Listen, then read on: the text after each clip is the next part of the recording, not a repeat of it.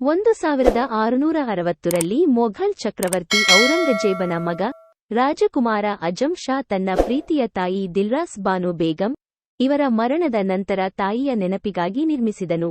ಅದುವೇ ಬೀಬಿ ಕಾ Maqbara at mini Taj Mahal.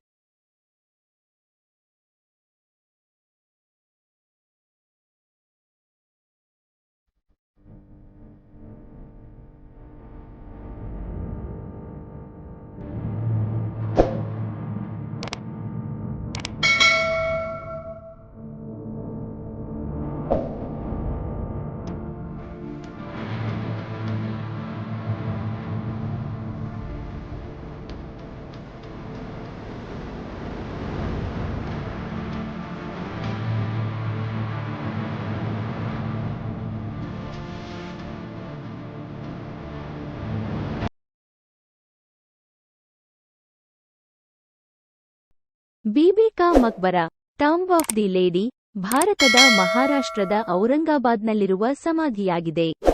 ಇದನ್ನು 1660ರಲ್ಲಿ ಮೊಘಲ್ ಚಕ್ರವರ್ತಿ ಔರಂಗಜೇಬನ ಮಗ ರಾಜಕುಮಾರ ಅಜಂ ಶಾ ತನ್ನ ಪ್ರೀತಿಯ ತಾಯಿ ದಿಲ್ರಾಸ್ ಬಾನು ಬೇಗಂ ಇವರ ಮರಣದ ನಂತರ ತಾಯಿಯ ನೆನಪಿಗಾಗಿ ನಿರ್ಮಿಸಿದನು.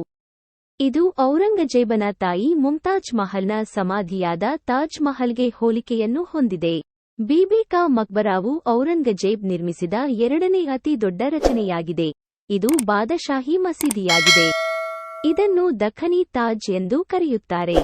ಬೀಬಿ ಕಾ ಮಕ್ಬರಾ ಔರಂಗಾಬಾದ್ ಮತ್ತು ಅದರ ಐತಿಹಾಸಿಕ ನಗರದ ಪ್ರಧಾನ ಸ್ಮಾರಕ. ಮುಖ್ಯದ್ವಾರದ ಬಾಗಿಲಿನ ಮೇಲೆ ಕಂಡುಬರುವ ಶಾಸನವು ಈ ಸಮಾಧಿಯನ್ನು ಅನುಕ್ರಮವಾಗಿ ವಾಸ್ತುಶಿಲ್ಪಿ ಅತಾ ಉಲ್ಲಾ ಮತ್ತು ಇಂಜಿನಿಯರ್ ಹನ್ಸ್ಪತ್ ರಾಯ್ ವಿನ್ಯಾಸಗೊಳಿಸಿದರು ಮತ್ತು ನಿರ್ಮಿಸಿದರು ಎಂದು ಉಲ್ಲೇಖಿಸುತ್ತದೆ. ಅತಾ ಉಲ್ಲಾ ತಾಜ್ ಮಹಲ್ನ ಪ್ರಧಾನ ವಿನ್ಯಾಸಕ ಉಸ್ತಾದ್ ಅಹ್ಮದ್ ಲಹೌರಿಯವರ ಮಗ. ಔರಂಗಜೇಬನ ಮಗ ಮುಹಮ್ಮದ್ ಅಜಂ ಶಾ ನಂತರದ ವರ್ಷಗಳಲ್ಲಿ ಶಹಜಹಾನ್ ಸಮಾಧಿಯ ದುರಸ್ತಿ ಕಾರ್ಯವನ್ನು ನೋಡಿಕೊಳ್ಳುವ ಉಸ್ತುವಾರಿ ವಹಿಸಿಕೊಂಡನು.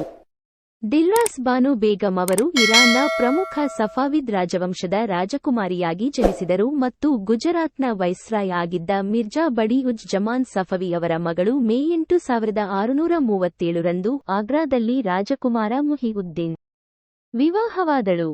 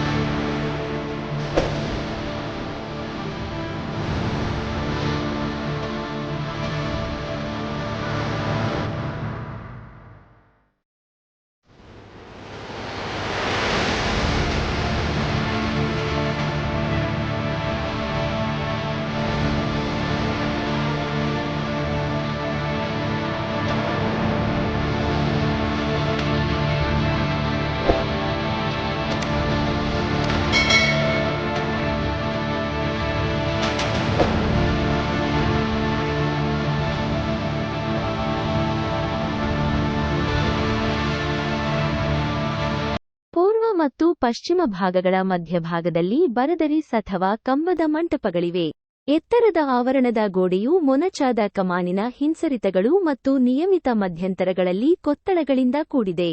ಸಮಾಧಿಯನ್ನು ಎತ್ತರದ ಚೌಕಾಕಾರದ ವೇದಿಕೆಯಲ್ಲಿ ನಿರ್ಮಿಸಲಾಗಿದ್ದು, ಅದರ ಮೂಲೆಗಳಲ್ಲಿ 4 ಮಿನಾರ್ಗಳನ್ನು ನೀವು ನೋಡಬಹುದು.